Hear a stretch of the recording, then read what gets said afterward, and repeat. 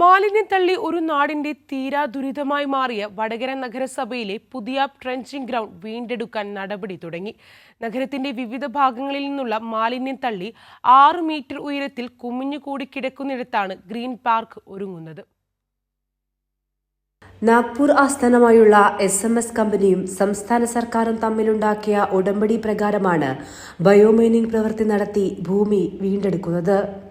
മുൻഗണനാക്രമെന്ന രീതിയിലാണ് വടകര നഗരസഭയിലെ പുതിയ ട്രെഞ്ചിങ് ഗ്രൗണ്ട് പട്ടികയിൽ ആദ്യം ഇടം പിടിച്ചത്. Kerala solid waste management project പദ്ധതിയിൽ ഉൾപ്പെടുത്തിയാണ് മാലിന്യം നീക്കുക.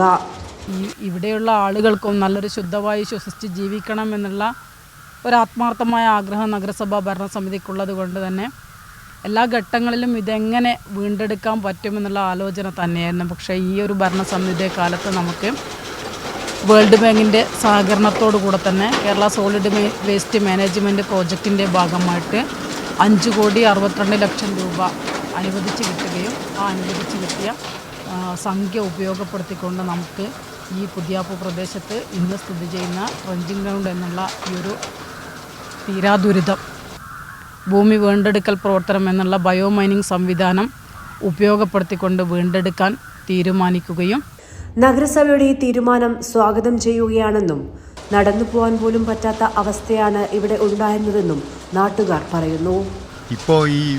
ഇപ്പോൾ ട്രെഞ്ചിങ് ഗ്രൗണ്ടിൽ ഇപ്പോൾ ഈ മിഷനും കാര്യങ്ങളും വന്നതോടുകൂടി വേസ്റ്റ് സാധനങ്ങളൊന്നും പുറത്തുനിന്ന് കൊണ്ടുവരുന്നില്ല. പിന്നെ ഇവിടെ മുനിസിപ്പാലിറ്റീൻ്റെ പദ്ധതിയായതുകൊണ്ട് നല്ല കാര്യങ്ങളാണ് അവർ ചെയ്യുന്നത്. മുനിസിപ്പാലിറ്റി 3 മാസത്തിനകം പുതിയാപ്പയിലെ മാലിന്യം നീക്കി ഭൂമി വീണ്ടെടുക്കും. പ്ലാസ്റ്റിക്, ആശുപത്രി മാലിന്യങ്ങൾ ഉൾപ്പെടെയാണ് പുതിയ ട്രെഞ്ചിങ് ഗ്രൗണ്ടിലുള്ളത്. നാട്ടുകാരുടെ വലിയ തലവേദനയ്ക്കാണ് ഇനി പരിഹാരമാവുക.